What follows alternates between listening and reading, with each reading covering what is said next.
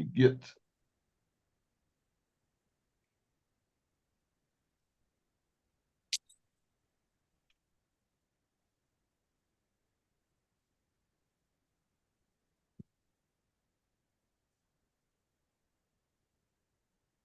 Let me see if I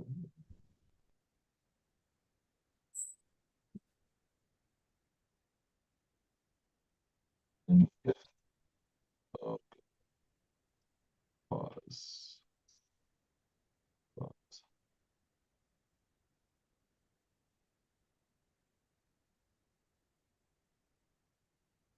All right, greetings, family. Greetings again. Greetings. Good morning. Happy Sabbath, happy Shabbat. It's nice outside today. Let me see. Hide. Okay, thank you very much again. Welcome, family, to another Bible Studies live with Israel, the Lord's Vineyard. My name is Brother Moses. We got Sister Shanique and we got Sister Kelly today. Our readers, welcome. Please, family, like, share, subscribe, like, share, and subscribe. Like, share, and subscribe. We teach by subject and title. And the title of today's lesson is the original 12-tribe chart. The original 12-tribe chart. But as usual, what we always do, we open up with the laws. We open up with the laws. So when we finish open up, then we come back. We're gonna come back and continue. Sis, it's on y'all.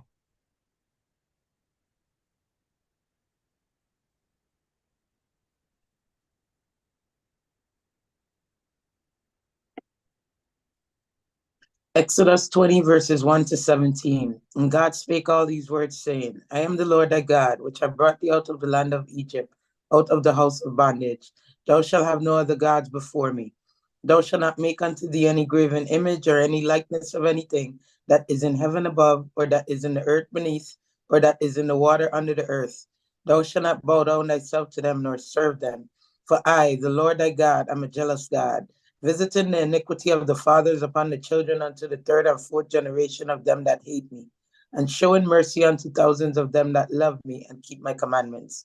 Thou shalt not take the name of the Lord thy God in vain, for the Lord will not hold them guiltless that taketh his name in vain. Remember the Sabbath day to keep it holy. 6 days shalt thou labor and do all thy work, but the seventh day is the Sabbath of the Lord thy God. In it thou shalt not do any work, thou, nor thy son, nor thy daughter, thy manservant, nor thy maidservant, nor thy cattle, nor thy stranger that is within thy gates. For in 6 days the Lord made heaven and earth, the sea, and all that in them is, and rested the seventh day. Wherefore the Lord blessed the Sabbath day and hallowed it. Honor thy father and thy mother, that thy days may be long upon the land which the Lord thy God giveth thee. Thou shalt not kill, thou shalt not commit adultery, thou shalt not steal, thou shalt not bear false witness against thy neighbor. Thou shalt not covet thy neighbor's house. Thou shalt not covet thy neighbor's wife, nor his manservant, nor his maidservant, nor his ox, nor his ass, nor anything that is thy neighbor's.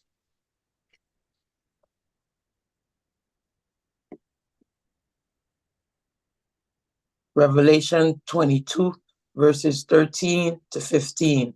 I am Alpha and Omega, the beginning and the end, the first and last. Blessed are they that do his commandments, that they may have right to the tree of life, and may enter into the gates into the city. For without are dogs and sorcerers and whoremongers and murderers and idolaters and whosoever loveth and make it a lie.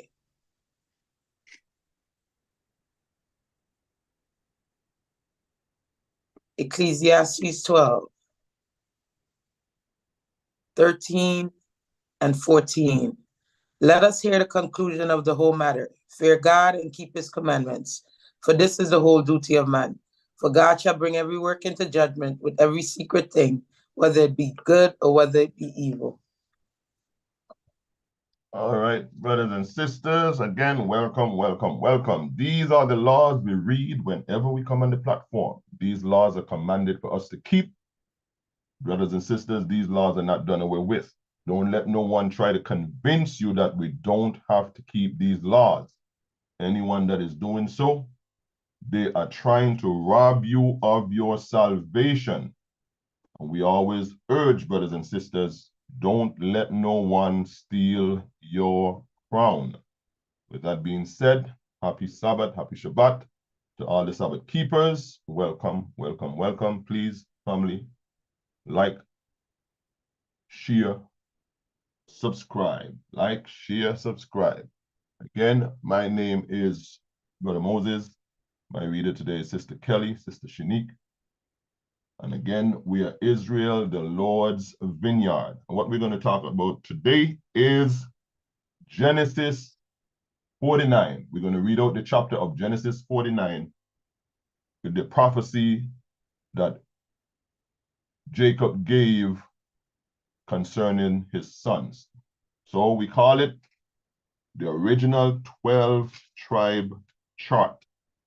Why this topic? Because I think it has been said a couple of times, concerning the 12 sons of Jacob, what befall them. So you have a chart, I've seen a chart out there, they call it the 12-tribe chart. And, they're saying that, where different people is, and that's how they differentiate this prophecy that Jacob gave concerning his son. So what we're going to do today, we're going to go into Genesis 49, where you can find this, and we're going to see if we can get a little clarification concerning the sons of Jacob. So, as usual, this on the screen here is the contact information about our platform. If you want to reach out, the number is there. You can take a snapshot. Brothers and sisters, we urge that you get your Bible, get a pencil, paper, and you can jot down the scriptures that you can go back to them in your leisure time. With that being said, I think we're going to start this lesson out. So what we're going to do, we're going to Genesis 49, because we're going to be in and out of Genesis 49 all morning. Well, going into the afternoon. We're going to be in and out of Genesis 49 because Genesis 49 is what we are trying to establish, right?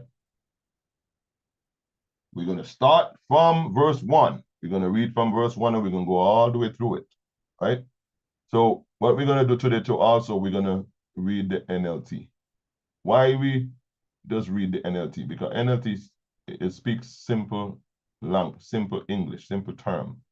The King James Version, I subscribe to the King James Version, but the King James Version is Old English. Some people is not really familiar with the language.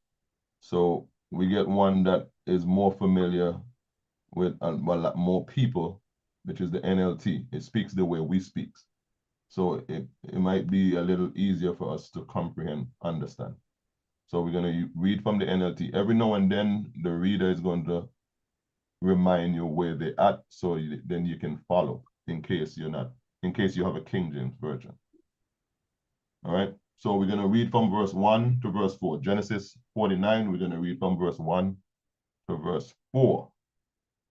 And sister, whenever you're ready, I am ready. Then Jacob called together all his sons and said, "Gather around me, and I will tell you what will happen to each of you in the days to come." In the days to come, not years to come, right? In the days to come, this is something we have a lot of keywords in this chapter that we will ask you that you can keep a mind on. In the days to come, not years to come. So what we're trying to establish also is that this prophecy that Jacob is going to be given concerning his sons, it don't have nothing to do with over here in the Western Hemisphere, brothers and sisters. Because at this time, where was Jacob? Where was the children of Israel? There was in Egypt. There was in Egypt. Remember, they've been going to bondage for over 400 years in Egypt. So the prophecy is not concerning the Western Hemisphere over here. It's concerning when the children of Israel come out of Egypt and going to get their land. We don't own no land over here, right? we were transported over here on slave vessels, slave ships, in the bottom of slave vessels. We didn't come over here to own land. We didn't come over here to own territory. We came over here as indentured slaves, not servants, slaves. Right? So this have nothing to do with this side of the world. It had to do with when they inherited their land over in Jerusalem when they came out of Egypt. Right? So we want people to understand that, brothers and sisters. You can continue, sis. Come and listen, you sons of Jacob. Listen to Israel, your father. Reuben, you are my firstborn, my strength, the child of my vigorous youth. You are first in rank and first in power. But you are as unruly as a flood, and you will be first no longer. For you went to bed with my wife, you defiled my marriage couch. So now we're mentioning the first son of Jacob that he mentioned. Say, Reuben, you are my firstborn, my strength, the child of my vigorous youth. You are first in rank and the first in power. But, Reuben, you are unruly as a flood. You know what they call flood? Water? They call water unstable, right? You are unruly or unstable as water, as a flood, and you will be first no longer. Why? Because you went to bed with my wife. You defile my marriage couch. This is what Reuben did to his father, Jacob. So for this reason, Jacob said, you will no longer be first. All right? So let's go and see this event. Let's go to Genesis chapter 35.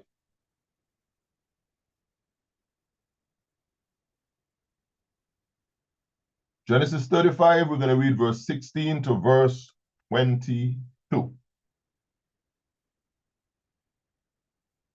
When you get it, I'm ready when you're ready. Leaving Bethel, Jacob and his clan moved on toward Ephrath, but Rachel went into labor while they were still some distance away. Her labor pains were intense. After a very hard delivery, the midwife finally exclaimed, "Don't be afraid, you have another son." Rachel was about to die, but with her last breath, she named the baby Benoni, which means son of my sorrow. Son of my sorrow. The baby's father, however, called him Benjamin, which means son of my right hand. Because remember, he is the first of Jacob, right? Go ahead. So Rachel died and was buried on the way to Ephrath, that is Bethlehem. Jacob set up a stone monument over Rachel's grave, and it can be seen there to this day. 21. Then Jacob traveled on and camped beyond Migdalada. While he was living there, Reuben had intercourse with Bilhah, his father's concubine, and Jacob soon heard about it. These are the names of the 12 sons of Jacob. Wow. So while he was there, then Jacob traveled on the camp beyond Migdal Eder. While he was there, Reuben, his firstborn, had intercourse with Bilhah, his father's concubine, and Jacob soon heard of it. These are the name of the 12 sons of Jacob. I said Benjamin was the first. No, Reuben was the first. Okay, correction. Go ahead. That was that for it. Wow. So that is what happened to Reuben. That's the reason why he says, because of what you did, you will be no longer be recognized as the first. You will be recognized as the last. Let's carry on. So remember, we are going through these prophecies that Jacob is giving concerning his son. Let's go back to Genesis 49. Now we're going to read verse 5 now to verse 7. We're going to continue from verse 5 to verse 7. When you get it, go ahead. Simeon and Levi are two of a kind. Their weapons are instruments of violence. May I never join in their meetings. May I never be a party to their plans. For in their anger they murdered men, and they crippled oxen just for sport. A curse on their anger, for it is fierce. A curse on their wrath, for it is cruel. I will scatter them among the descendants of Jacob. I will disperse them throughout Israel. Now, we're going to see what befell these two sons, Simeon and Levi. Remember, brothers and sisters, this have nothing to do with this side. They have everything to do with that side of the Mediterranean Sea, right? Let's go to Genesis 34. Genesis 34. We're running down now who? Simeon and Levi.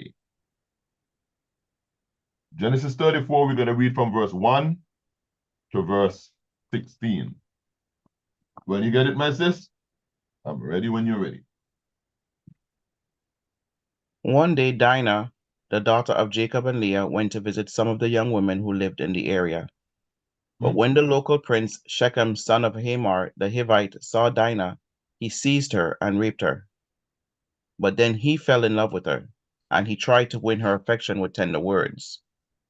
He said to his father, Hamor, get me this young girl. I want to marry her.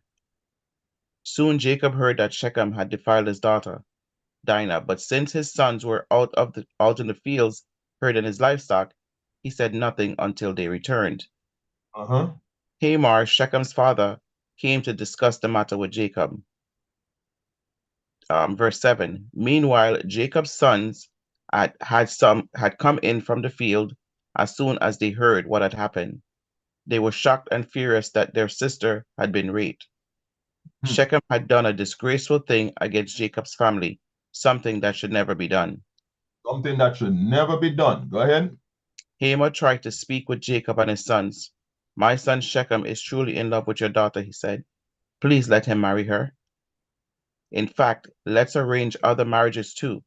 You give us your daughters for our sons, and we will give you our daughters for your sons. And you may live among us. The land is open to you. Settle here and trade with us, and feel free to buy property in the area. 11. Then Shechem himself spoke to Dinah's father and brothers. Please be kind to me and let me marry her, he begged. I will give you whatever you ask. No matter what dowry or gift you demand, I will gladly pay it. Just give me the girl as my wife. But since Shechem had defiled their sister Dinah, Jacob's sons responded deceitfully to Shechem and his father Hamor. They said to them, we couldn't possibly allow this because you're not circumcised. It will be a disgrace for our sister to marry a man like you. But here is a solution. If every man among you will be circumcised like we are, then we will give you our daughters and will take your daughters for ourselves. We will live among you and become one people. Continue. But if you don't agree to be circumcised, we will take her and be on our way. Hamor and his son Shechem agreed to their proposal. Shechem wasted no time in acting on this request, for he wanted Jacob's daughter desperately. Shechem was a highly respected member of his family, and he went with his father Hamor to present this proposal to the leaders at the town gate. These men are our friends, they said. Let's invite them to live here among us and trade freely. Look, the land is large enough to hold them. We can take their daughters as wives and let them marry ours. But they will consider staying here and becoming one people with us only if all our men are circumcised, just as they are. But if we do this, all their livestock and possessions will eventually be ours. Come, let's agree to their terms and let them settle here among us. So you hear what they're trying to scheme up? Even though Shechem is the one that did the wrong, listen what is in his mind, where you're going to see what happened to them. Remember, it says, Simeon and Levi. These two, you can't be tamed, right? Go ahead. 24. So all the men in the town council agreed with Hamor and Shechem, and every male in the town was circumcised. But 3 days later, when their wounds were still sore, two of Jacob's sons, Simeon and Levi, who were Dinah's full brothers, took their swords and entered the town without opposition. Then they slaughtered every male there. The what? They slaughtered every male slaughtered there, every male there, Simeon and Levi. Right? Go ahead. including Hamor and his son Shechem. They killed them with their swords, then took Dinah from Shechem's house and returned to their camp. 27. Meanwhile, the rest of Jacob's sons arrived. Finding the men slaughtered, they plundered the town because their sister had been defiled there. They seized all the flocks and herds and donkeys, everything they could lay their hands on, both inside the town and outside in the fields. They looted all their wealth and plundered their houses. They also took all their children, all their little children and wives, and led them away as captives. Afterward, Jacob said to Simeon and Levi, "You have ruined me. You've made me stink among all the people of this land, among all the Canaanites and Perizzites. We are so few that they will join forces and crush us. I will be ruined, and my entire household will be wiped out." Let me read 31. Just read 31. "But why should we let him treat our sister like a prostitute?" they retorted angrily. So now, remember what we read in the beginning. It says Simeon will be absorbed into the tribe of Judah. Let's go to the book of Joshua. Remember, this is the prophecy that Jacob is given concerning his sons. Simeon will be absorbed into the tribe of Judah. Let's go to Joshua 19, and we're going to read 1 to 9. Joshua 19, and we're going to read 1 to 9.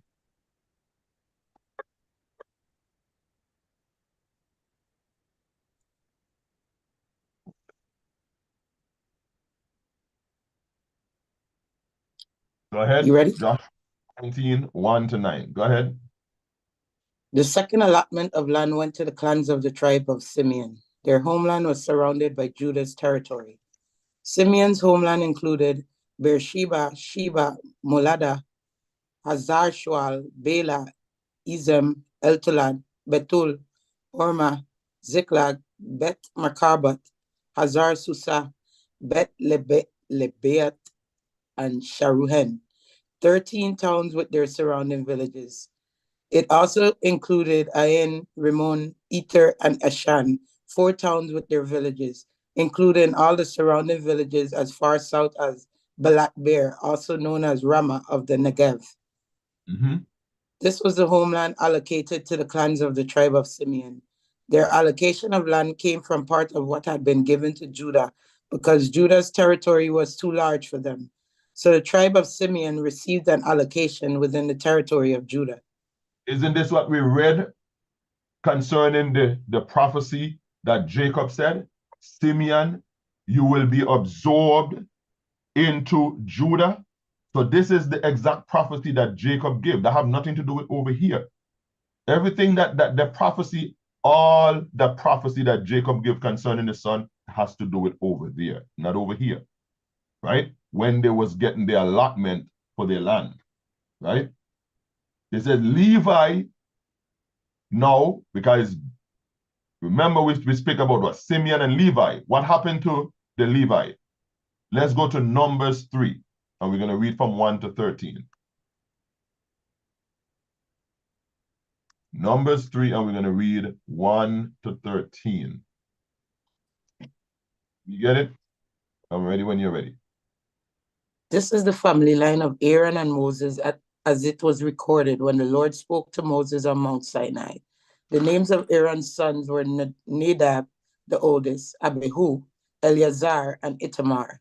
These sons of Aaron were anointed and ordained to minister as priests, but Nadab and Abihu died in the Lord's presence in the wilderness of Sinai when they burned before the Lord the wrong kind of fire, different than he had commanded. Since they had no sons, this left only Eleazar and Itamar to serve as priests with their father Aaron. Then the Lord said to Moses, call forward the tribe of Levi and present them to Aaron the priest to serve as his assistants. They will serve Aaron and the whole community, performing their sacred duties in and around the tabernacle. They will also maintain all the furnishings of the sacred tent, serving in the tabernacle on behalf of all the Israelites. Assign the Levites to Aaron and his sons. They have been given from among all the people of Israel to serve as their assistants.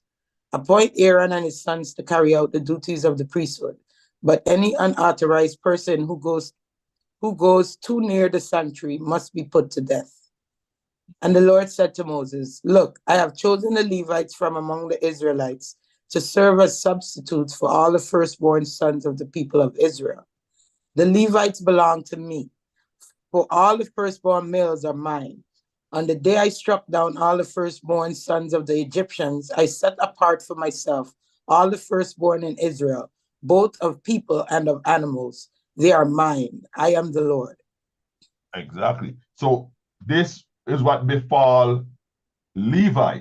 We know what happened to Simeon because he was absorbed into the tribe of Judah. They shared the allotment of the lands, right? Because he said, well, Judah's land was vast, right? Let's continue. Let's go to Numbers. Actually, let's go to Deuteronomy. Deuteronomy 18, and we're going to read 1 to 8. Deuteronomy 18, and we're going to read 1 to 8. When you get it, you can continue. Remember that the Levitical priests, that is, the whole of the tribe of Levi, will receive no allotment of land among the other tribes in Israel. Instead, the priests and the Levites will eat from the special gifts given to the Lord, for that is their share. They will have no land of their own among the Israelites. The Lord himself... They will have no land of their own among the Israelites. Go ahead. The Lord himself is their special possession, just as he promised them. These are the parts the priests may claim as their share from the cattle, sheep, and goats that the people bring as offerings: the shoulder, the cheeks, and the stomach. You must also give to the priest the first share of the grain, the new wine, the olive oil, and the wool at shearing time.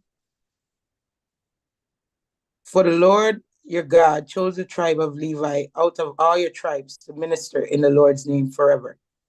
Suppose a Levite chooses to move from his town in Israel, wherever he is living, to the place the Lord chooses for worship. He may minister there in the name of the Lord his God, just like all his fellow Levites who are serving the Lord there. He may eat his share of the sacrifices and offerings, even if he also receives support from his family. So we see now what happened to the tribe of Simeon and the tribe of Levi. For my soul, come not thou into their secret unto their assembly. My honor, be not thou united. For in their anger they slew man, and their self-will they dig down a wall. Cursed be their anger, for it was fierce, and their wrath was cruel. And they will be divided and scattered. So Levi did not get no land allotment. So he's divided among all the tribes of Israel. And Simeon, he was absorbed into the tribe of Judah with the allotment of his land. So let's carry on with the prophecy of Jacob. Let's go back to Genesis chapter 49, and we're going to continue from verse 8 to verse 12. When you get it, go ahead. Judah, your brothers will praise you. You will grasp your enemies by the neck. All your relatives will bow before you. Judah, my son, is a young lion that has finished eating its prey. Like a lion, he crouches and lies down, like a lioness who dares to rouse him. The scepter will not depart from Judah, nor the ruler's staff from his descendants, until the coming of the one to whom it belongs, the one whom all nations will honor. So this now, Judah, the prophecy of Judah, now is pointing to who? To Christ. It said, until the one who it belonged to will come. This is talking about Shiloh, until Shiloh comes, which is Christ. The scepter will not depart from Judah, nor the ruler's staff from his descendants, until the coming of the one to whom it belongs, which is Christ, and the one whom all nations will honor. The one who all nations will honor. This is talking about Christ, right? When we came over here, we didn't own nothing. We didn't come over here to rule nothing. The descendants of Judah did not come across the transatlantic slave trade and got no allotment, nothing. We came over here as slaves in the bellies of those ships. Slaves. We did not come over here to own nothing. But they did get allotment when they came out of Egypt. Where? In the land over there, not over here. Right? Continue. He ties his foal to a grapevine, the colt of his donkey to a choice vine. He washes his clothes in wine, his robes in the blood of grapes. His eyes are darker than wine, and his teeth are whiter than milk. So this is what this is referring to. This is describing Christ. The scepter that will come out of Judah, Shiloh. This is talking about Christ. Let's continue. Let's go to Zechariah 9:9. Zechariah 9:9. Read that. Rejoice, O people of Zion. Shout in triumph, O people of Jerusalem. Look, your king is coming to you. He is righteous and victorious, yet he is humble, riding on a donkey, riding on a donkey's colt. And this is who? This is none other than Christ. Right? It said all nations will obey him. Let's go to Isaiah 45, and we're going to read 18 to 25. Isaiah 45, and we're going to read 18 to 25.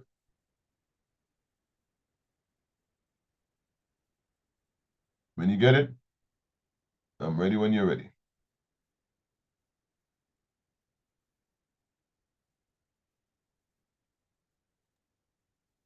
For the Lord is God, and he created the heavens and earth and put everything in place. He made the world to be lived in, not to be a place of empty chaos.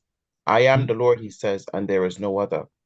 And this is talking about Christ. This is Christ. He is the creator of heaven and earth, brothers and sisters.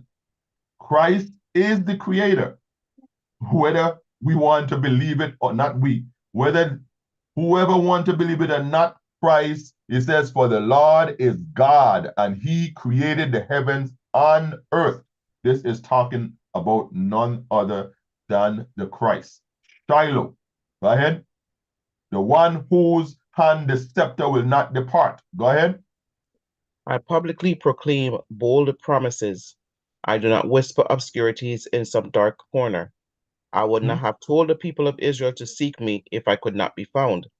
I, the Lord, speak only what is true and declare only what is right.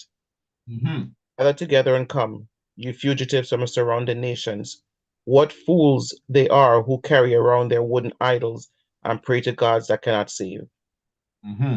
Consult together, argue your case, get together and decide what to say. Who made these things known so long ago? What idol ever told you they would happen? Was it not I, the Lord? For there is no other God but me, a righteous God and Savior. There is none but me. So this again is Christ talking through the mouth of Isaiah. Consult together, argue your case, get together and decide what to say. Who made these things known so long ago? What idol ever told you that these things will happen? None, brothers and sisters. Was it not I, the Lord, for there is no other God but me, a righteous God and Savior. We only have one Savior, brothers and sisters. One Savior, and that is Christ. One Savior. There is none but me. A lot of things, I see a lot of people get mixed up or confused in this book, the Old Testament, especially the Old Testament, the OT. Is when it's talking about there is no other God but me, I am the only one. Christ is not referring to his Father. He's referring to earthly gods. He is never referring to his Father when he's saying there is no other God but me, I am the first and the last, and there is none else. His Father is not in there, in that equation. He's talking about earthly gods, the gods that man created here on this earth.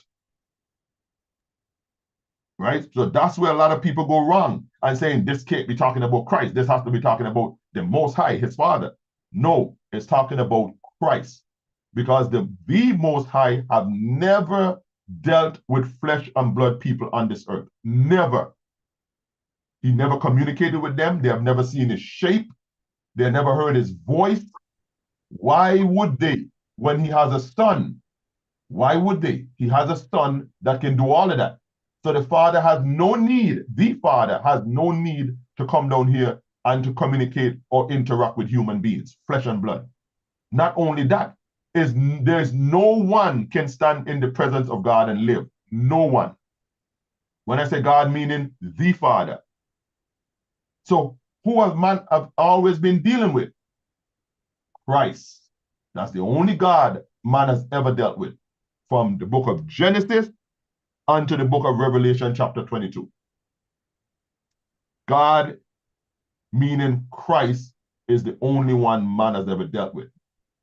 When we are going to be so blessed to see his Father, when everyone, that's on the 8th day, new beginning, when everyone is transformed into celestial beings. When there's no more flesh and blood on this earth, that's when we are going to be blessed to be in the presence of the Father, the Father. And that's ultimately when Christ is actually going to give up his rule and submit directly to his Father, and we also are going to do the same. Before this, the God that you're dealing with is his Son, Jesus the Christ. Take it or leave it. Go ahead, sis. Verse 22. Let all the world look at me for salvation, for I am God, there is no other. And there's only one Savior. Again, is Christ. That's the only Savior. No one else can save you. Go ahead. I have sworn by my own name. I have spoken the truth, and I will never go back on my word. Every knee will bend to me, and every tongue will confess allegiance to me. You hear that? Every knee will bow to me. When you go into the New Testament, who is this referring to? Christ. Every knee will bow to him and confess. So even those who don't believe in him, even those who say that he don't exist, even those who refuse to do what he say, even those who refuse to acknowledge that he exists, even they will bow. Everyone will bow. Even the animals bow. Everything bows to him. When this man was here, he was on the ship, and the sea was rough, and he talked to the sea, and it calmed down. What did the man them in the boat, what did they say? He said, who is this man that even the sea obeys him? Who is this man that even the seas obeys him? So when he tell you bow, you ain't got no choice but to bow, brothers and sisters. Take heed. This is a warning. Go ahead. 24. The people will declare, the Lord is the source of all my righteousness and strength, and all who were angry with him will come to him and be ashamed. In the Lord, all generations of Israel will be justified, and in him they will boast.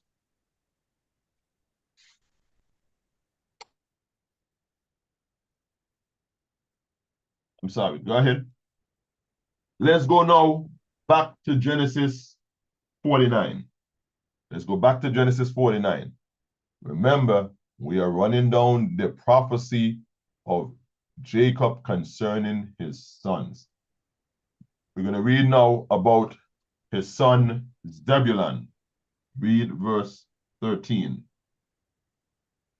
Zebulun will settle by the seashore and will be a harbor for ships. His borders will extend to Sidon. So now, is Zidon over here on the western hemisphere? Zidon is not over here. Where is Zidon? This prophecy that was given to Zebulun, that his borders will extend to Zidon. Is Zidon over here? No, it's over there. In the area of Jerusalem or Jerusalem. That's where it's at. It's not over on this side. These prophecies have nothing to do with over here in the Western Hemisphere.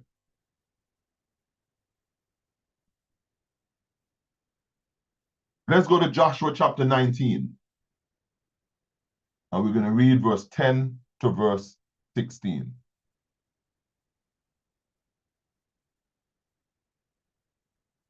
Joshua chapter 19, and we're going to read verse 10 to verse 16. When you get it, you can go ahead. The third allotment of land went to the clans of the tribe of Zebulun. The boundary of Zebulun's homeland started at Sarin. From there, it went west, going past Marala, touching Debashet, and proceeding to the brook east of Jokneam. In the other direction, the boundary went east from Sarid to the border of Kisloth Tabor, and from there to Dabereth, and up to Japhia. Then it continued east to Gath-Hephthah, Ethkazin, and Rimmon, and turned toward Nia. The northern boundary of Zebulun passed Hanathan and ended at this valley of Iftael. The towns in these areas include Katath, Nahalal, Shimron, Idala, and Bethlehem, 12 towns with their surrounding villages. Homeland allocated to the clans of the tribe of Zebulun included these towns and their surrounding villages. And their surrounding villages, including Zidon. Zidon is an ancient city on the Mediterranean coast. Today, what they call it Lebanon. It's 25 miles south of Beirut. All of that was given to the allotment of Zebulun, right? It's over there in what people call the Middle East. It's not over here in the Western Hemisphere in America or wherever they try to put it. It's over there. The prophecy was not given for over here on this side, right? So we see what happened to Zebulun as far as the prophecy that Jacob gave for him. Let's go back now to Genesis 49. And we're going to continue. Let's read from verse 14 now and verse 15. We're going to read about Issachar. Go ahead.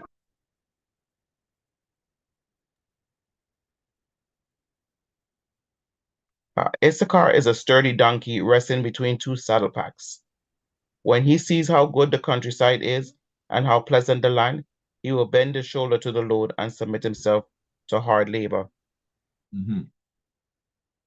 So, is this countryside over here? No, brothers and sisters. This countryside is not over here, right? Let's go to 2 Kings. So, 2 Kings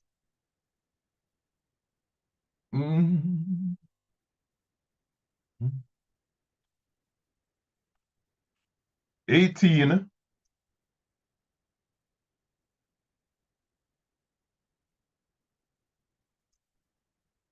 And we're going to read verse 1 to verse 15. 2 Kings 18, and we're going to read 1 to 15. When you get it, you can go ahead. Hezekiah, son of Ahaz, began to rule over Judah in the 3rd year of King Hosea's reign in Israel. He was 25 years old when he became king, and he reigned in Jerusalem 29 years. His mother was Abijah, the daughter of Zechariah. Mm-hmm. He did what was pleasing in the Lord's sight, just as his ancestor David had done. Mm-hmm. He removed the pagan shrines, smashed the sacred pillars, and cut down the Asherah poles. He broke up the bronze serpent that Moses had made, because the people of Israel had been offering sacrifices to it. The bronze serpent was called Nehushtan. Hezekiah trusted in the Lord, the God of Israel. There was no one like him among all the kings of Judah, either before or after his time. Verse 6, he remained faithful to the Lord in everything, and he carefully obeyed all the commands the Lord had given Moses. So the Lord was with him, and Hezekiah was successful in everything he did. He revolted against the king of Assyria and refused to pay him tribute. So what he did, he revolted against the king of Assyria and refused to pay him tribute. But he's going to eventually pay for this. And this is what? This is the northern kingdom around the time of Hoshea, the king, when Israel, the northern kingdom, was taken down and went into captivity, right? Remember, we reading about Issachar, they will be forced in labor. There will be forced in hard labor. So they was taken out with the northern kingdom, because that's where the tribe of Issachar was. They was taken out with the northern kingdom when they went into the captivity of the Assyrians, right? Go ahead. Verse 7, so the Lord was with him, and Hezekiah was successful in everything he did. He revolted against the king of Assyria and refused to pay him tribute. He also conquered the Philistines as far distant as Gaza and its territory, from their smallest outpost to their largest walled city. Go ahead. In the 4th year of Hezekiah's reign, which was the 7th year of King Hosea's reign in Israel, King Shalmaneser of Assyria attacked the city of Samaria and began to siege against it. So in the time of Hoshea, the king Hoshea, when he was ruling, and King Shalmaneser of Assyria attacked the city of Samaria, and he began to besiege it. Go ahead. Verse 10. 3 years later, during the 6th year of King Hezekiah's reign and the 9th year of King Hoshea's reign in Israel, Samaria fell. What? At that, Samaria fell. Remember, Issachar was in the northern kingdom. So he went into forced labor, but when? Because his tribe was part of the northern kingdom. Right? Go ahead. At that time, the king of Assyria exiled the Israelites to Assyria and placed them in colonies in Hala, along the bank of the Hebar River in Gozan and in the cities of the Medes. But they refused to listen to the Lord their God and obey him. Instead, they violated his covenant, all the laws that Moses, the Lord's servant, had commanded them to obey. Verse 13, in the 14th year of King Hezekiah's reign, King Sennacherib of Assyria came to attack the fortified towns of Judah and conquered them. King Hezekiah sent his message to the king of Assyria at Lachish. I have done wrong. I will pay whatever tribute money you demand if you will only withdraw. The king of Assyria then demanded a settlement of more than 11 tons of silver and 1 ton of gold. To gather this amount, King Hezekiah used all the silver stored in the temple of the Lord and in the palace treasury. So that's what happened to Issachar. So the prophecy that his father gave concerning his clan was they're going to become servants unto tribute. And that's exactly what happened to them. There was in the northern kingdom when it was taken down at the time of the reign, when Hoshea was reigning king over the northern kingdom. Right? Let's go and see what befall another son of his, Dan. Let's go back to Genesis 49. I keep messing up this thing here.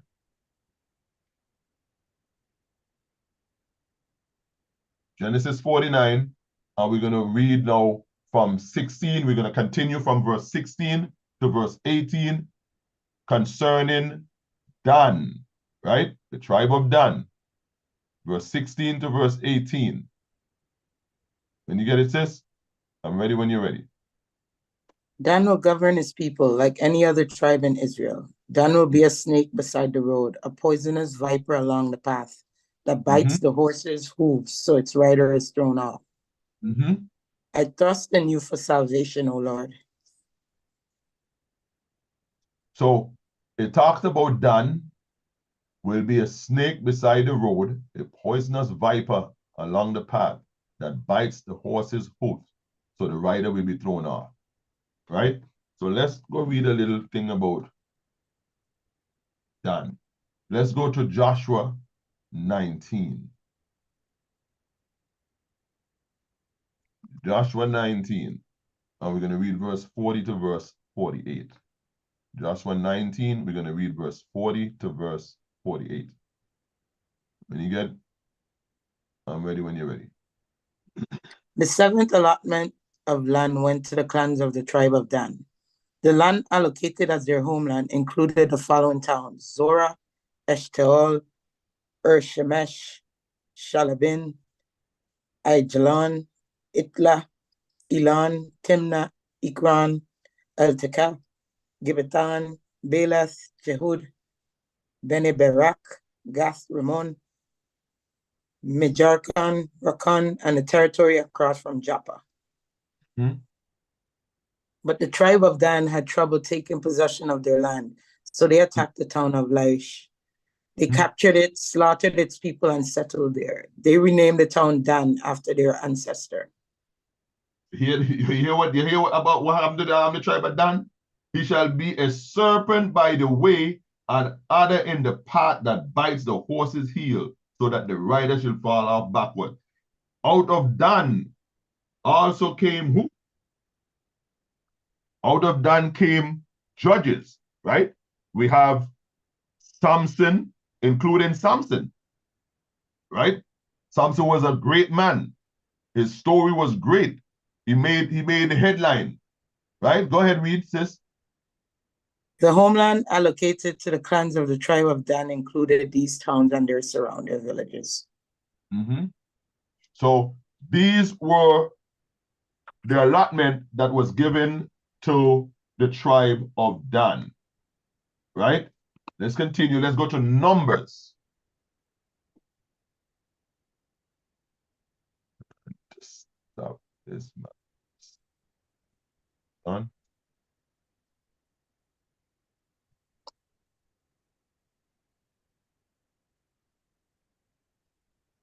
Numbers chapter 10, and we're going to read verse 11 to 14 and then 25. When you get it, you can go ahead. In the second year after Israel's departure from Egypt, on the 20th day of the second month, the cloud lifted from the tabernacle of the covenant. So the Israelites set out from the wilderness of Sinai and traveled on from place to place until the cloud stopped in the wilderness of Paran. When the people set out for the first time, following the instructions the Lord had given to Moses, Judah's troops led the way. Verse 25. Oh no, sorry. Judah's troops led the way. They marched behind their banner, and their leader was Nahshon, son of Amminadab. So now in verse 25, who was the man that was have on the banner? Go ahead. Dan's troop went last, marching behind their banner and serving as the rear guard for all the tribal camps. Their leader was Ahiezer, son of Ammishaddai. So Dan, the Bible call him what? An adder in the path that bited his horse's heel so his rider would fall off backward. This Dan was one of the powerful clansmen of those 12 tribes, those 12 sons, right? His tribes, and I say out of them also came who? Let's go to Judges. Judges 13, and we're going to read 1 to 10. Judges 13. And we're going to read 1 to 10. When you're ready, you can go ahead. Again, the Israelites did evil in the Lord's sight, so the Lord handed them over to the Philistines, who oppressed them for 40 years. Mhm. In those days, a man named Manoah from the tribe of Dan lived in the town of Zorah. His wife was unable to become pregnant, and they had no children. So now this man, Manoah, he came out of what tribe? The tribe of Dan. He was a Danite, right? Remember, this is the prophecy also. This is entailing the prophecy that Jacob gave concerning his sons. And this son that he was talking about was Dan, the tribe of Dan, right? So Manoah came out of the tribe of Dan, right? Go ahead. The angel of the Lord appeared to Manoah's wife and said, even though you have been unable to have children, you will soon become pregnant and give birth to a son. So be careful. You must not drink wine or any other alcoholic drink, nor eat any forbidden food. You will become pregnant. You will become pregnant and give birth to a son, and his hair must never be cut, for he will be dedicated to God as a Nazirite from birth. He will begin to rescue Israel from the Philistines. The woman ran and told her husband, a man of God appeared to me. He looked like one of God's angels, terrifying to see. I didn't ask where he was from, and he didn't tell me his name. But he told me, you will become pregnant and give birth to a son. You must not drink wine or any other alcoholic drink, nor eat any forbidden food. For your son will be dedicated to God as a Nazirite from the moment of his birth until the day of his death. Then Manoah prayed to the Lord, saying, Lord, please let the man of God come back to us again and give us more instructions about this son who is to be born. God answered Manoah's prayer, and the angel of God appeared once again to his wife as she was sitting in the field. But her husband Manoah was not with her.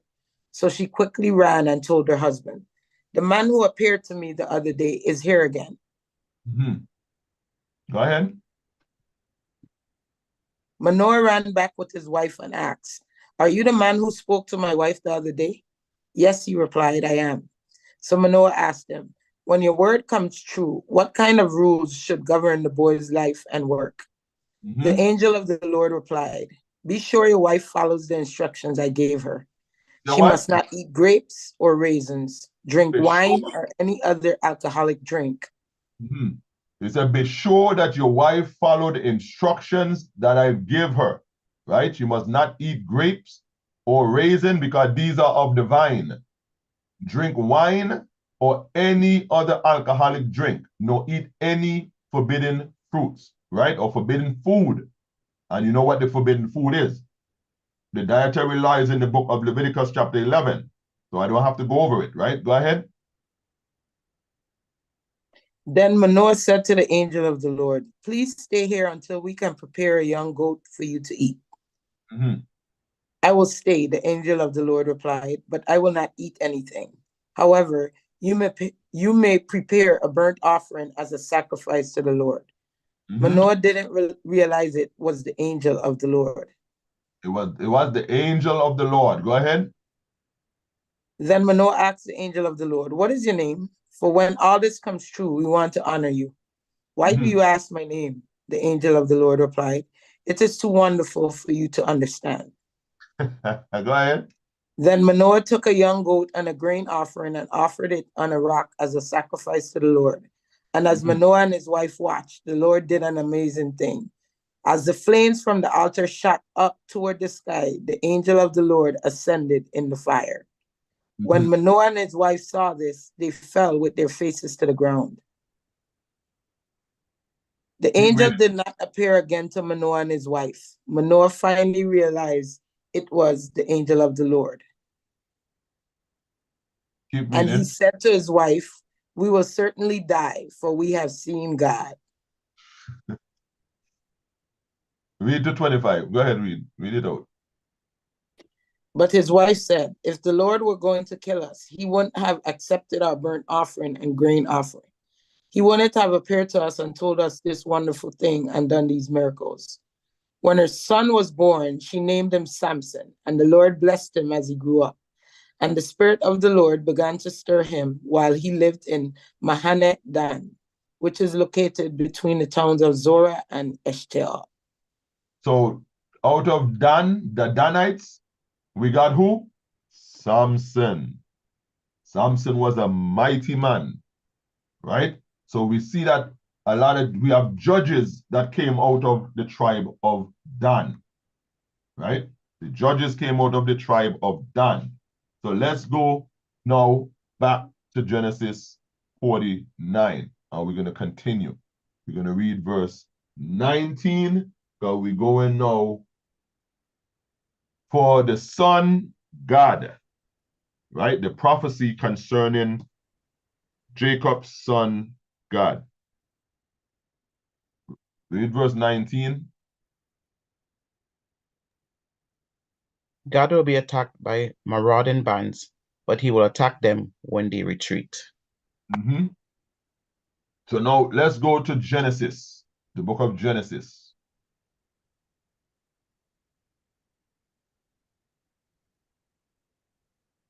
Dan, the word Dan means good fortune or raiders. Dan means good fortune or raiders. He said, Dan will be a snake beside the road. Not Dan, God. My bad, God. God means good fortune or raiders. God will be attacked by murdering bands, but he will attack them when they retreat. So Dan was also a mighty man. All right, so let's go to Genesis chapter 30. And we're going to read verse 9 to verse 11. Meanwhile, Leah realized that she wasn't getting pregnant anymore. So she took her servant Zilpah and gave her to Jacob as a wife. Soon Zilpah presented him with a son. Leah named him Gad, for she said, How fortunate am I? How fortunate I am. Then Zilpah gave Jacob a second son, and Leah named him Asher. I think I went too far. Went too far. So Yep. let's go now to First Chronicles. Let's go to First Chronicles chapter 5. We're going to get a little background on this child God. Let's go to First Chronicles chapter 5. And we're going to read from verse 10 to verse 22.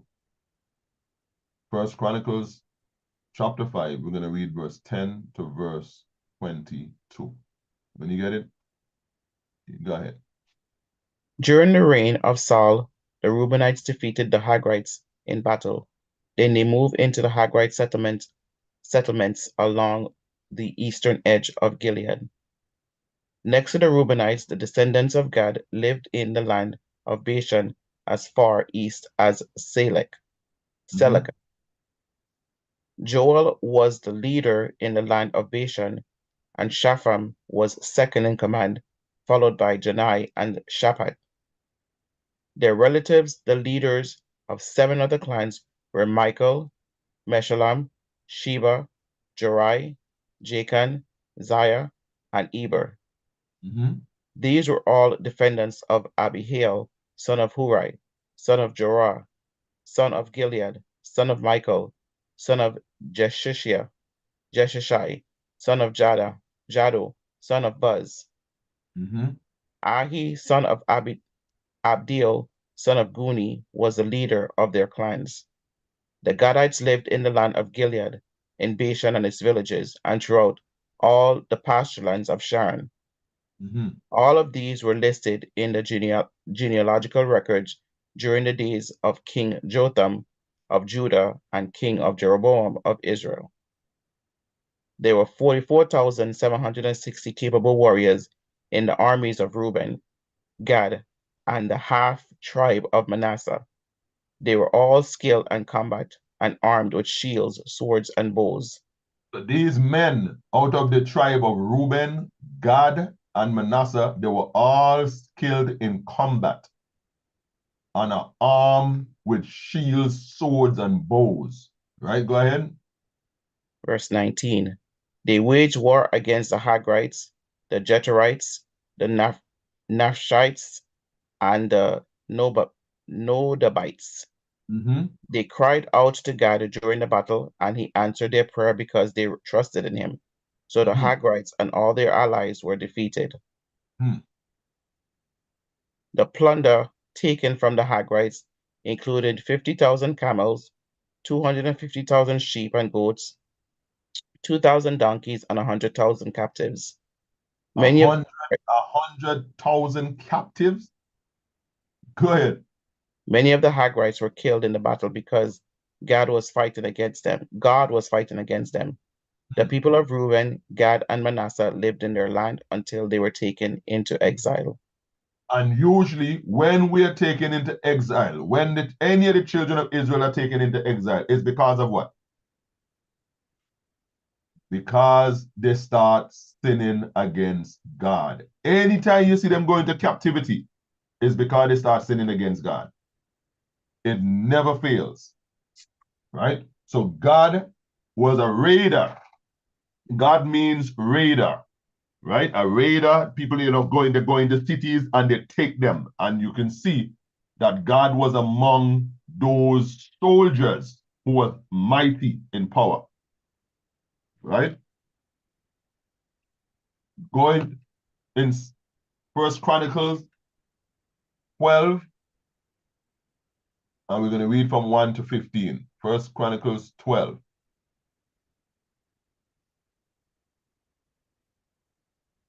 And we're going to read 1 to 15. When you get it, I'm ready when you're ready. The following men joined David at Ziklag while he was hiding from Saul, son of Kish. They were among the warriors who fought beside David in battle. They were among the warriors that fought with David in battle. Go ahead. All of them were expert archers, and they could shoot arrows at or sling stones with their left hand as well as their right. They were all Wow. relatives of Saul from the tribe of Benjamin. Man, go ahead. Their leader was Ahazar, son of Shema from Gibeah. His brother Joash was second in command.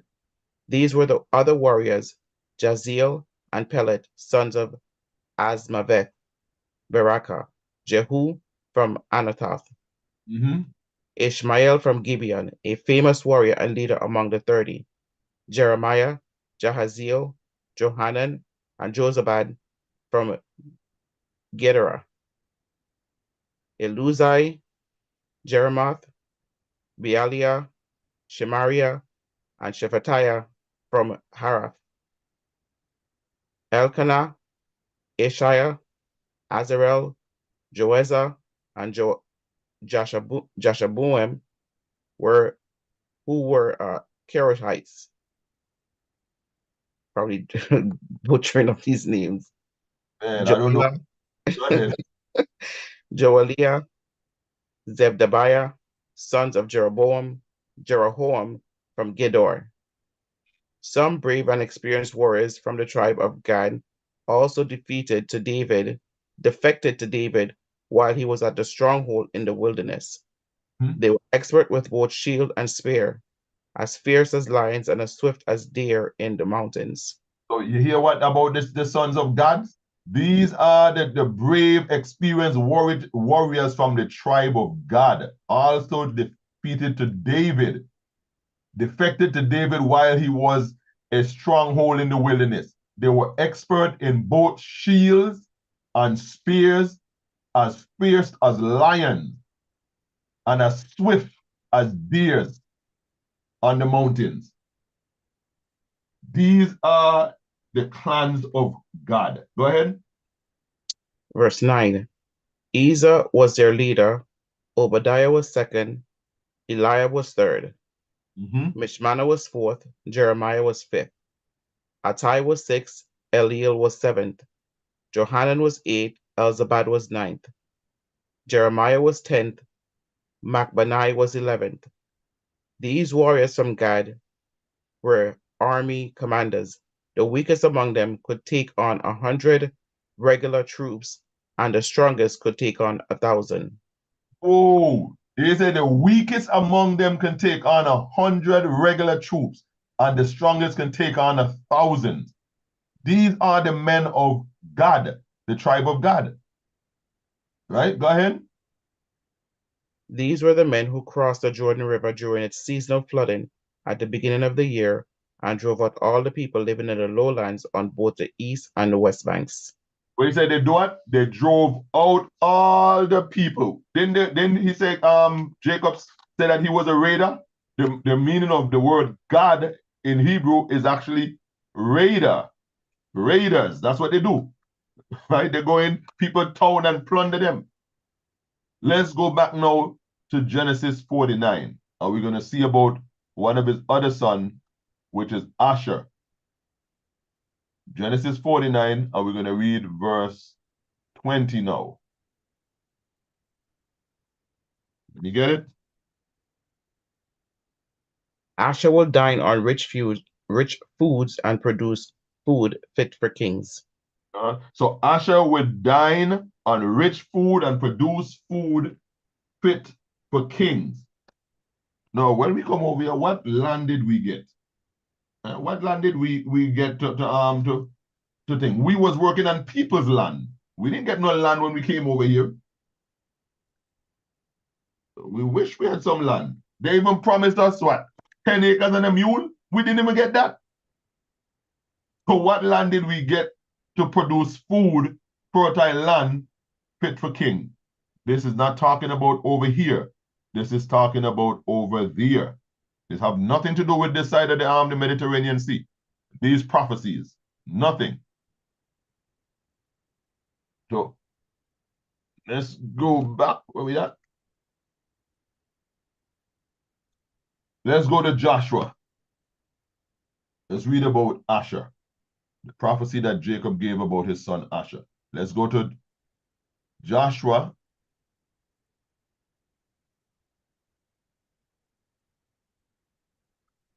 Joshua chapter 19. And we're going to pick it up from verse 24. We're going to read 24 to verse 31. Joshua chapter 19, we're going to read from verse 24 to 31. We're reading about the prophecy that Jacob gave concerning his son Asher. Right? Go ahead. The fifth allotment of land went to the clans of the tribe of Asher. Its boundaries including these towns: Helkath, Haley, Betan, Akshaph, Alamelech, Amad, and Mishal. The boundary on the west touched Carmel and Shihor-Libnath. Then it turned east toward Beth Dagon and ran as far as Zebulun in the valley of Ephtail, going north to Beth Emek and Neo. It then continued north to Cabo, Abdon, Rehab, Hammon, Cana, and as far as Greater Sidon. Then the boundary turned toward Ramah and the fortress of Tyre. Where it turned toward Hosa and came to the Mediterranean Sea. The territory also included Mehibel, Axib, 30, Yuma, Aphek, and Rehab, 22 towns with their surrounding villages. The homeland allocated to the clans of the tribe of Asher included these towns and their surrounding villages. These towns and their surrounding villages. And guess what? Asher, remember what we read concerning Asher. Out of Asher's bread shall be fat, and it shall yield royal bounties. He said he will produce food that is fit for king. Guess what?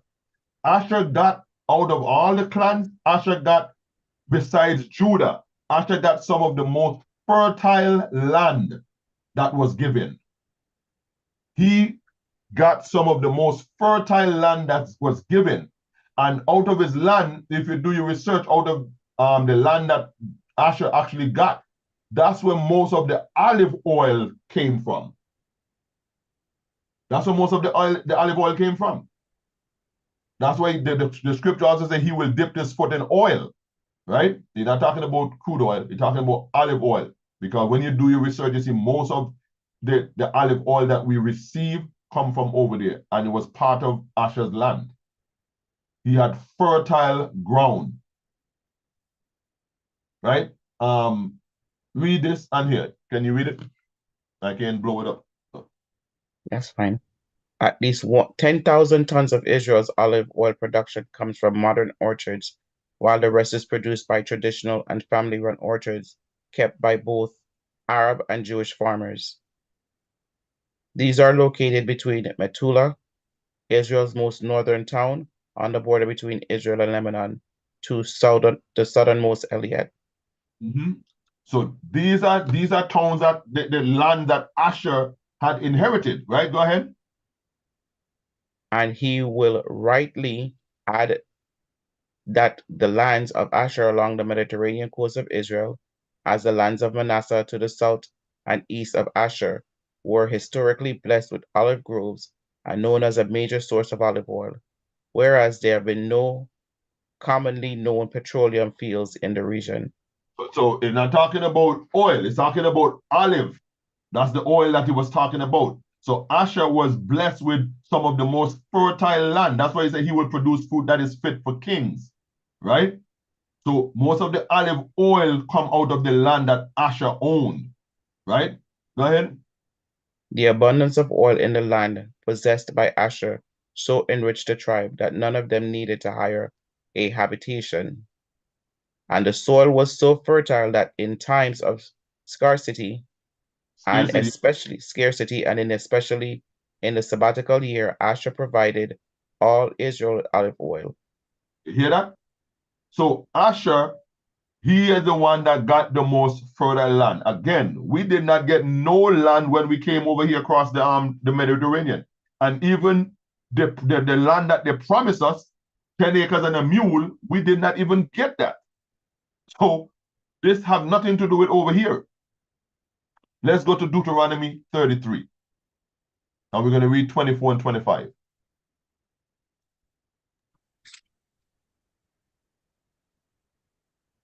Deuteronomy 33, we're going to read 24 and 25. You can go ahead when you're ready.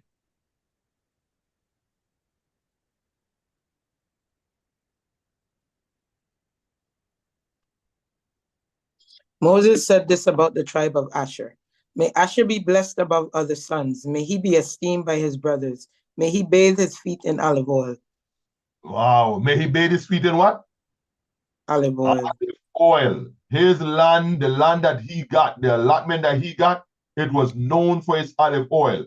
And we read in the scarcity of food and things, Asher, the land that Asher got was the one that was providing the food and olive oil. They fed all of Israel with olive oil. Right? Go ahead. 25. May the bolts of your gates be of iron and bronze. May you be secure all your days.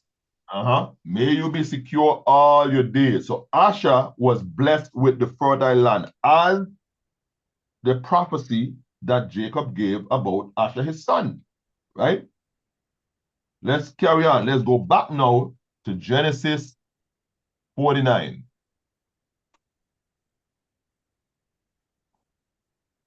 And we're going to read now verse 21. We're going to read about Joseph.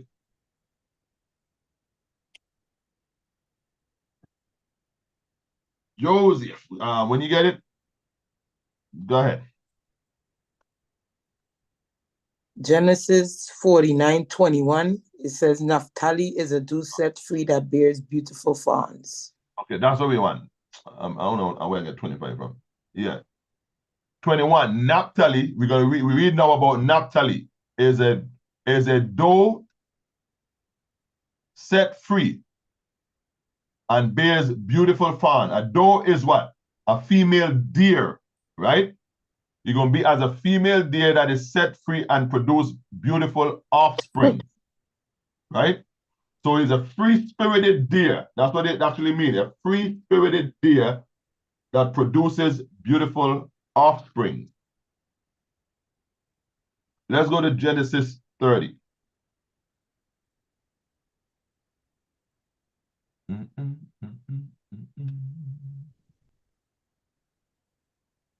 Genesis 30, and we're going to read 7 and 8.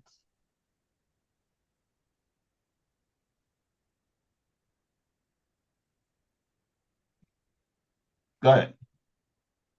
Then Bilhah became pregnant again and gave Jacob a second son.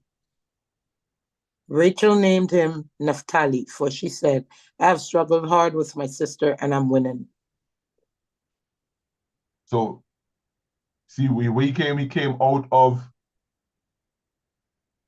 she said she struggled hard with her sister and I'm winning. Because remember Jacob, them two females that Jacob inherited, Rachel and Leah, is like they were going head to head in who can please Jacob. They even go as far as the same thing what Sarah did with Abraham. Gave Jacob the handmaid to make, right? Let's go to Joshua 19. Let's go to Joshua 19.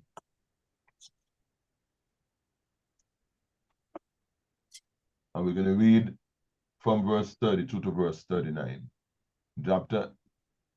Joshua 19, 32 to 39. So we're talking about Naphtali. Go ahead. The sixth allotment of land went to the clans of the tribe of Naphtali. Its boundary ran from Heleph, from the oak at Zanim, and extended across to Adamim Nekeb, Jabneel, and as far as Lakam, ending at the Jordan River. The western boundary ran past Aznat Tabor, then to Hukkok, and touched the border of Zebulun in the south, the border of Asher on the west, and the Jordan River on the east. The fortified towns included in this territory was Ziddim, Zer, Hamath, Rakath, Kinnereth, Adamah, Ramah, Hazor, Kadesh, Edrei, and Hazor, Yiron, Migdal-el, Purim, Betanat, and Bet Shemesh, 19 towns with their surrounding villages. The homeland allocated to the clans of the tribe of Naphtali included these towns and their surrounding villages. So when did we get these allotments of land when we came across the transatlantic ocean? So how can this Genesis 49 period is talking anything about us on this side of the ocean? It have nothing to do with us on this side of the ocean. You know? All of our riches that we had held in our hands and lost is back across the sea. That's when we had the good times. That's when Israel had the good times. They have it now? No, because they came over here as cargoes in the bottoms of ships. So these, again, these prophecy that Jacob had for his son have nothing to do with this side of the ocean. Nothing. Let's go back to Genesis 49. We're going to read 22 to 26.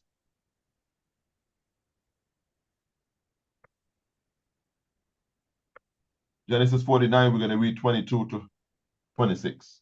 When you get it, I'm ready when you're ready. Joseph is the foal of a wild donkey, the foal of a wild donkey at a spring, one of the wild donkeys on the ridge. Archers attacked him savagely. They shot at him and harassed him. But his bow remained taut, and his arms were strengthened by the hands of the mighty one of Jacob, by the shepherd, the rock of Israel. Who is the rock of Israel? Christ is the rock of Israel. Right? Go ahead. May the God of your father help you. May the Almighty bless you with the blessings of the heavens above, and blessings of the watery depths below, and blessings of the breast and womb. May my fatherly blessings on you surpass the blessings of my ancestors, reaching to the heights of the eternal hills. May these blessings rest on the head of Joseph, who is a prince among his brothers. So here are the blessing that he get. So let's read this article here. According to some commentaries, this blessing of Joseph is one of the most remarkable of them all. Jacob throughout, it seems, struggling with himself and anxious to bestow more than what was in his power. Joseph was his dearest son, the child of his chief and most beloved wife. He bestowed upon him the portion of the firstborn and given him 2 tribes, and to the rest. It's a whole line. He was to the savior of Israel's family and the actual ruler of Egypt, and his father had even bestowed upon him the portion of the firstborn and given him 2 tribes, and to the rest but 1. Nevertheless, he cannot bestow upon him the sovereignty. In clear terms, he had described Judah as the lion, whose lordly strength should give Israel victory and dominion, and the scepter must remain his until he whose right is to rule should come. And thus Jacob magnifies again and again, but in obscure terms, his blessing upon Joseph, which when analyzed amounts simply to excessive fruitfulness, with no messianic or spiritual prerogative. Beginning with this, Jacob next dwells upon Joseph's trials and upon the manliness with which he had borne and overcome them, and then magnifies the blessedness of the earthly lot of his race, won for them by the personal worth of Joseph, with a description of which Jacob ends his words. Because through Joseph is actually, he was actually a savior to Israel also, because of Joseph being in Egypt, he became second in command in all of Egypt below Pharaoh, right?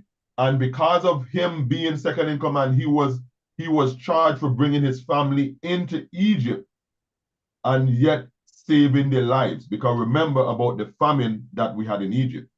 That famine was so great that everybody from all the other regions then was coming to Egypt to buy food. And how did Egypt were able to save so much food to feed all these towns? Was because of Joseph. So because of Joseph now, his father, Jacob, he gave him 2 allotment because he is his 2 sons, Ephraim and Manasseh, right?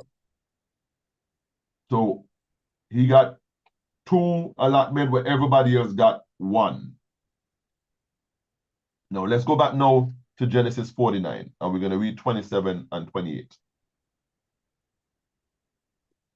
Genesis 49, and we're going to read 27 and 28.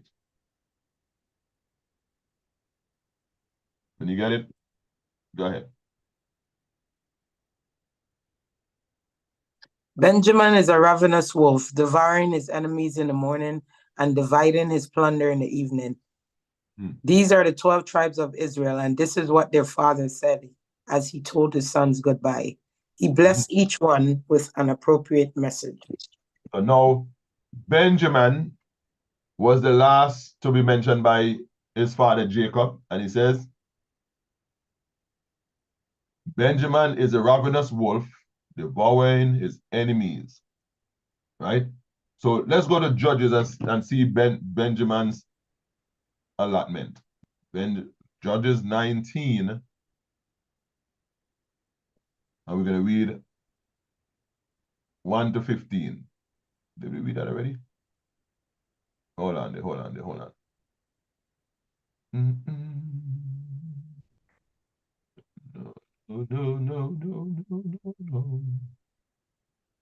Hold on.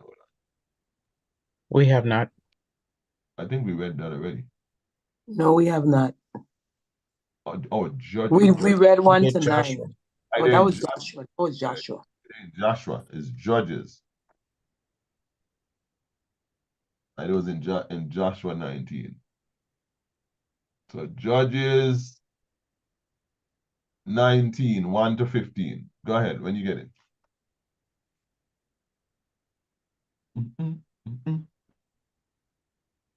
Now, in those days, Israel had no king. There was a man from the tribe of Levi living in a remote area of the hill country of Ephraim. One day he brought home a woman from Bethlehem in Judah to be his concubine, but she became angry with him and returned to her father's home in Bethlehem. After about 4 months, her husband set out for Bethlehem to speak personally to her and persuade her to come back. He So took that with him a servant and a pair of donkeys. so this man had this woman, and somehow, whatever happened, this woman went back home to her father's house, right? So when she went back home to her father's house, the man now, he went now to talk to her so she can come back home. But we're gonna see this terrible thing that happened to this man and this woman, right? Go ahead, keep reading. And the tribe of Benjamin, right? Go ahead. When he arrived at her father's house, her father saw him and welcomed him. Her father urged him to stay a while, so he stayed 3 days, eating, drinking, and sleeping there. On the 4th day, the man was up early, ready to leave, but the woman's father said to his son-in-law, "Have something to eat before you go." So the 2 men sat down together and had something to eat and drink.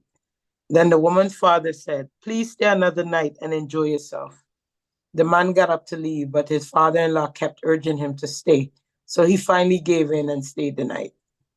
On the morning of the 5th day, he was up early again, ready to leave, and again the woman's father said, "Have something to eat. Then you can leave later this afternoon." He So keep they had giving us something.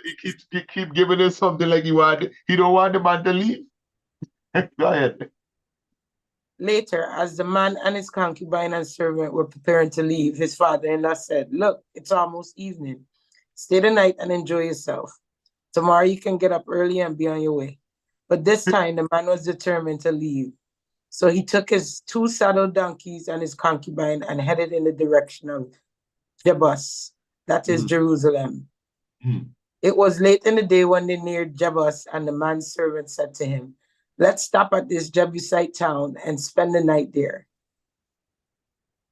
"No," his master said, "we can't stay in this foreign town where there are no Israelites. Instead, we will go on to Gibeah. Come on, let's try to get as far as Gibeah or Ramah, and we'll spend the night in one of those towns." So they went on. The sun was setting as they came to Gibeah, a town in the land of Benjamin. So they stopped there to spend the night. They rested in the town square, but no one took them in for the night. So you see, so check this out. They say, well, hey, we must stay in this town because they ain't got no Israelites here. You know what I mean? And Israelites supposed to be their family. You know what I mean? Their family. So we ain't got no Israelite here. So let's keep going, and we're gonna stop in the next town where there are Israelites. So who was there? The tribe of Benjamin, right? So go ahead.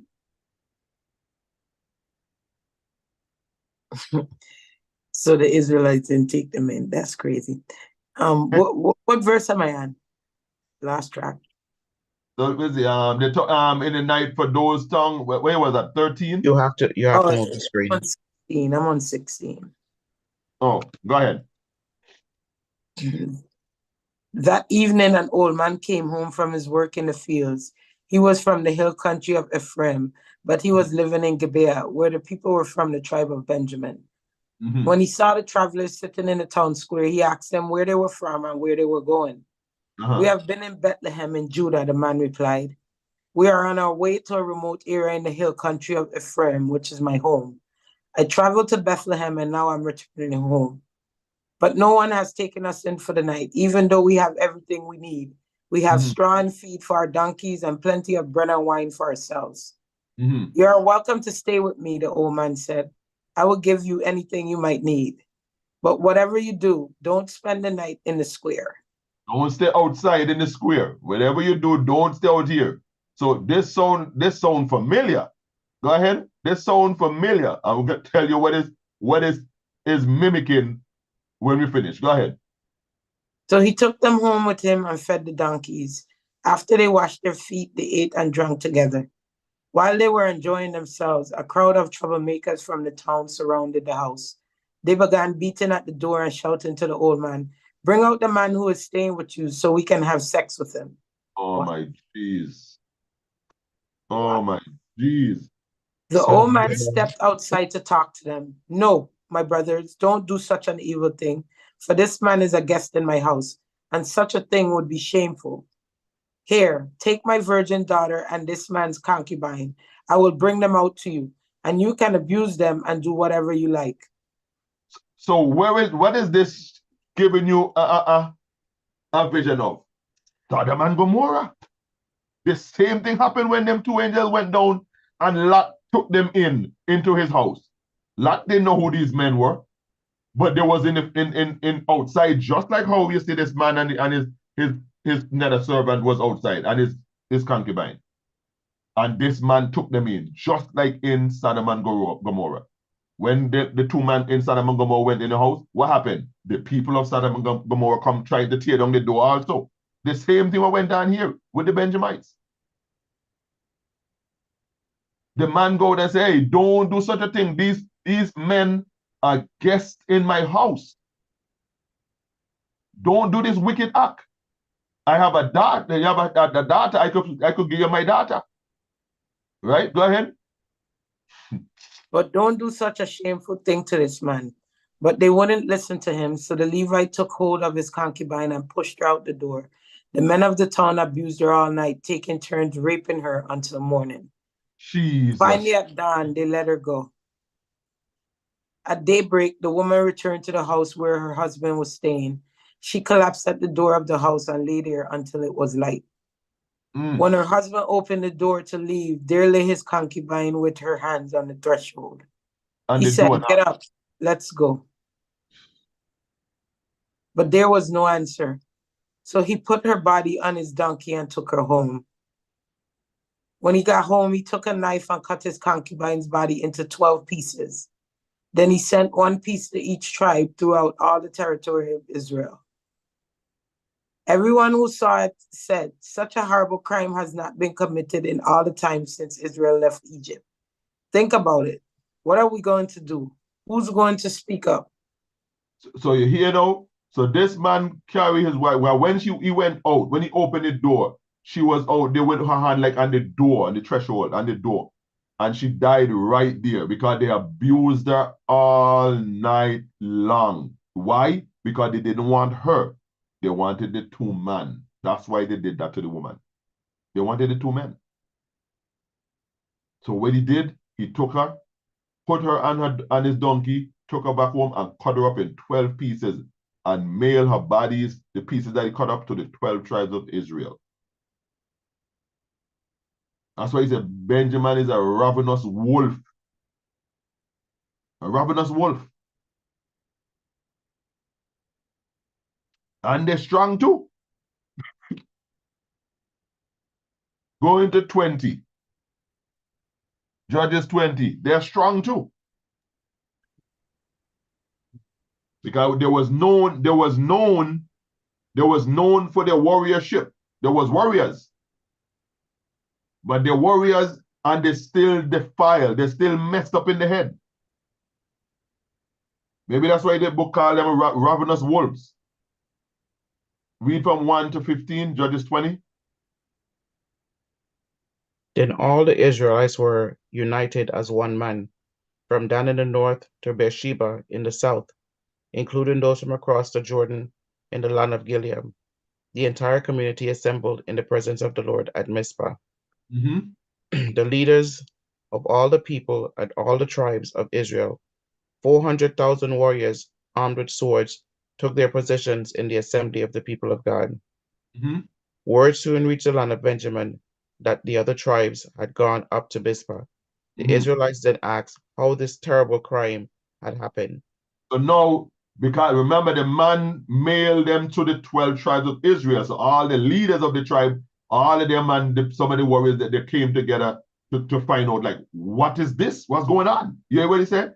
It have never been such a crime since they came out of Egypt. Never been such a crime. Like, what is this madness? So they gathered 400,000 warriors armed with sword, and they took they took position in the assembly of God, and they come to find out like what happened, what took place. So go ahead. The Levite, the husband of the woman who had been murdered, said, My concubine and I came to spend the night in Gibeah, a town that belongs to the people of Benjamin. That night, some of the leading citizens of Gibeah surrounded the house, planning to kill me, and they raped my concubine until she was dead. So I cut her body into 12 pieces and sent the pieces throughout the territory assigned to Israel, for these men have committed a terrible and shameful crime. Jeez.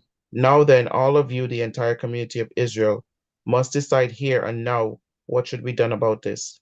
And all the people rose to their feet in unison and declared, None of us will return home. No, not even one of us. Instead, this is what we will do to Gibeah.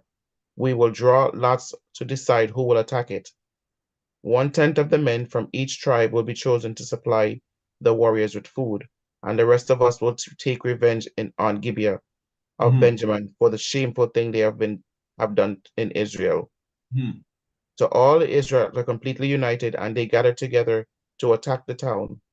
The Israelites sent messengers to the tribe of Benjamin, saying, What a terrible thing has been done among you.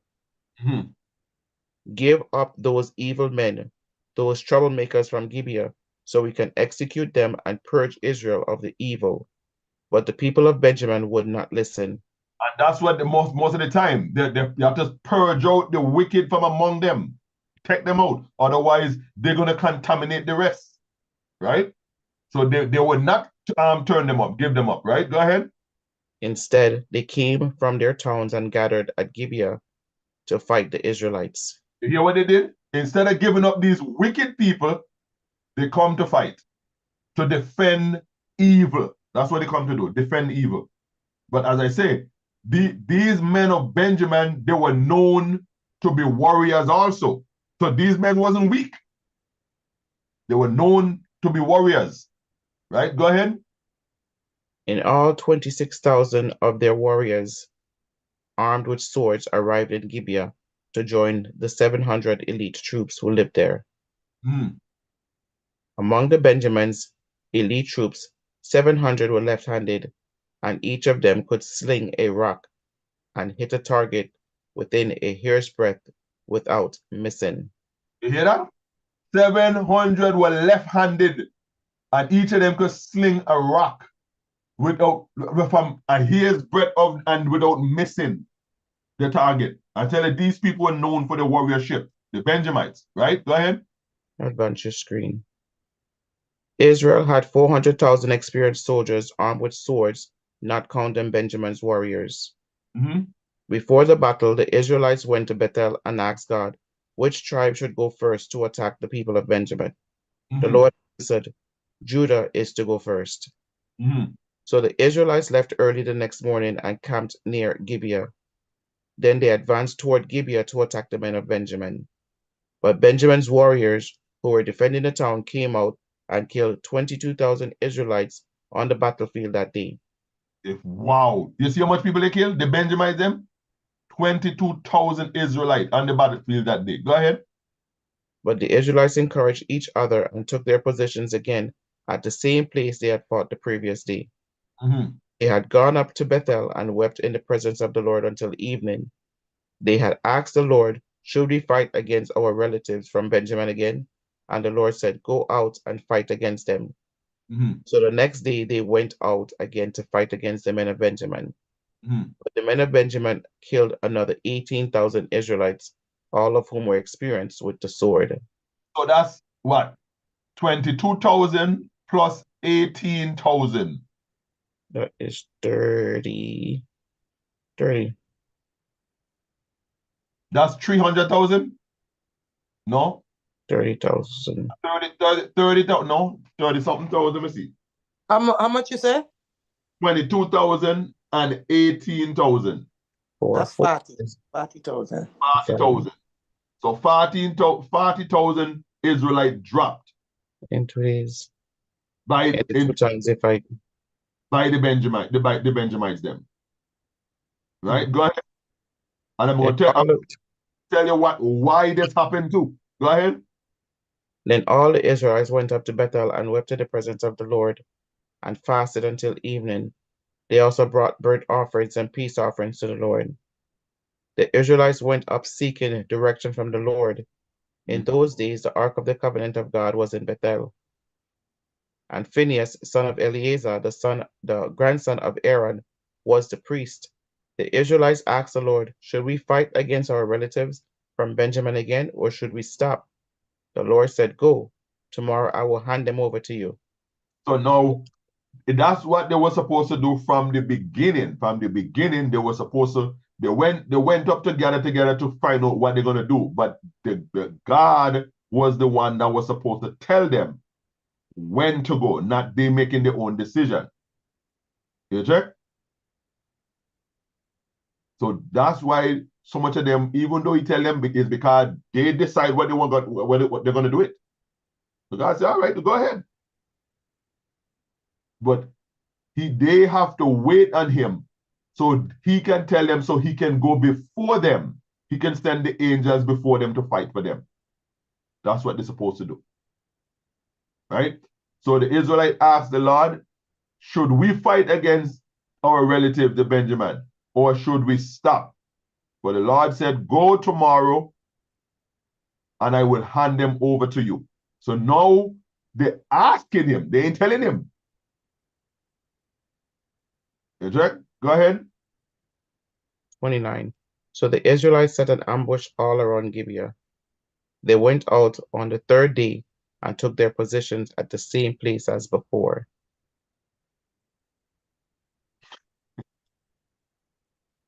When the men of Benjamin came out to attack, they were drawn away from the town. And as they had done before, they began to kill the Israelites. About 30 Israelites died in the open fields and along the roads, one leading to Bethel and the other leading back to Gibeah. And the warriors of Benjamin shouted, we are defeating them as we did before. But the Israelites had planned in advance to run away, so that the men of Benjamin would chase them along the roads and be drawn away from the town. When the main group of Israelite warriors reached Bel-Tamor, they turned and took up their positions. Meanwhile, the Israelites hiding in the ambush to the west of Gibeah jumped out to fight. There were 10,000 elite Israelite troops who advanced against Gibeah. The fighting was so heavy that Benjamin didn't realize the impending disaster. So the Lord helped Israel defeat Benjamin, and that day the Israelites killed 25,100 of Benjamin's warriors. All of them were experienced swordsmen. And the men of Benjamin saw that they were beaten. The Israelites had retreated from Benjamin's warriors in order to give those hiding in ambush more room to maneuver against Gibeah. Then those who were hiding rushed in from all sides and killed everyone in the town. They had arranged to send up a large cloud of smoke from the town as a signal. When the Israelites saw the smoke, they turned and attacked Benjamin's warriors. By that time, Benjamin's warriors had killed about 30 Israelites, and they shouted, we're defeating them as we did in the first battle. But when the warriors of Benjamin looked behind them and saw the smoke rising into the sky from every part of the town, the men of Israel turned and attacked. At this point, the men of Benjamin became terrified because they realized disaster was close at hand. So they turned around and fled before the Israelites toward the wilderness. But they couldn't escape the battle, and the people who came out of the nearby towns were also killed. The Israelites surrounded the men of Benjamin and chased them relentlessly, finally overtaking them east of Gibeah. That day, 18,000 of Benjamin's strongest warriors died in battle. The survivors fled into the wilderness toward the rock of Rimmon, but Israel killed 5,000 of them along the road. They continued the chase until they had killed another 2,000 near Gidom. So that day, the tribe of Benjamin lost 25,000 strong warriors armed with swords, leaving only 600 men who escaped to the rock of Rimmon, where they lived for 4 months. And the Israelites returned and slaughtered every living thing in all the towns, the people, the livestock, and everything they found. They also burned down all the towns they came to. So you see what happened because the people them in the town didn't want to turn over these men that did this act. You see what happened? All they had to do is turn over the men them that did this foul act.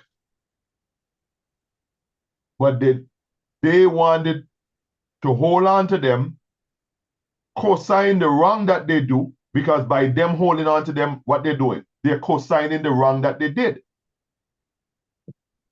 And they know if they're dealing with the Most High God, they know that God don't deal like that. You have to purge the wicked or the enemy from among you. And look what happened. They burned down. Because of that, God let them burn down all the tongues. So they left with nothing.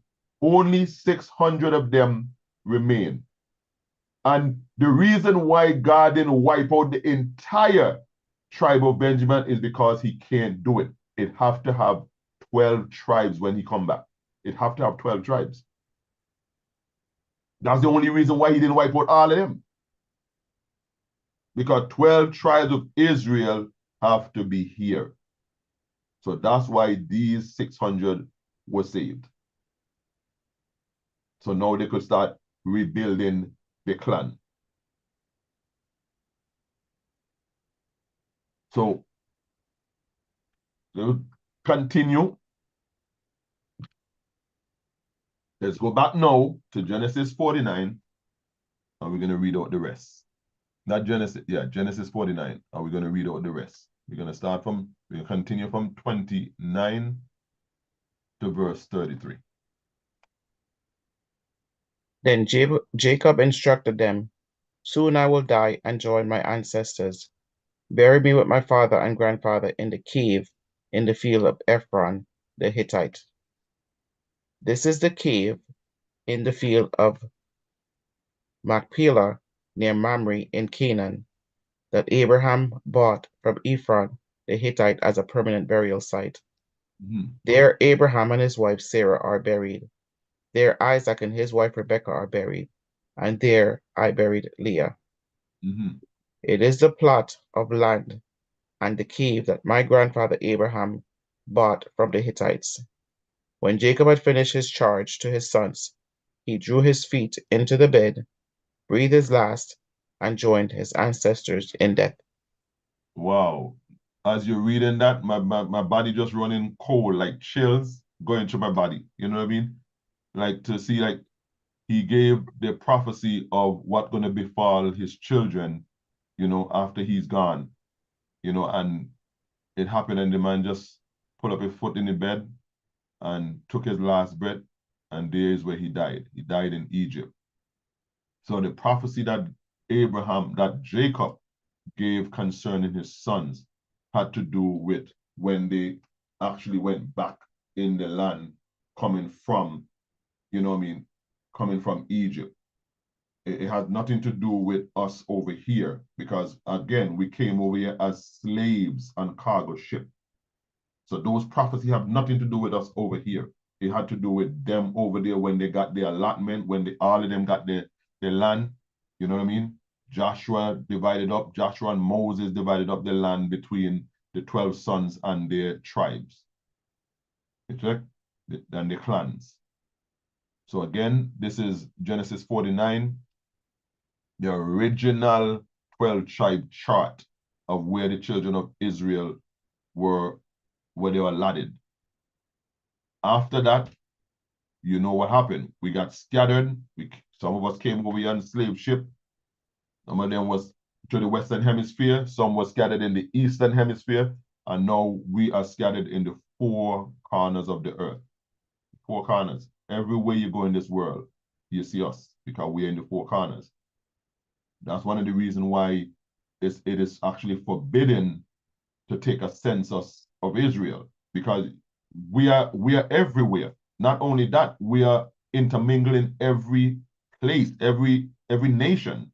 We're intermingled. So that's why it's impossible for anyone to take a census of us. They can't take no census. That's why it was forbidden in Israel. So this is your 12 tribe the original 12 tribe chart, the one that we see out there, the one that I saw out there, that is not thing, because they have nothing to do with us on this side of the world. What the prophecy that Jacob was given had to do with over on that side before we came across the transatlantic ocean. All right. I hope this was a blessing to someone, to anyone. You know, you can also leave a comment, you know, give us your take on it, you know, anyone. Please like, family, like, subscribe, and share. Like, subscribe, and share. And again, you can leave your comment. All right. And this again was Genesis 49. Genesis 49, the whole chapter, concerning the prophecy of that Jacob gave concerning his sons, 12 tribes. So let's pray out and put this baby to rest. Let's see.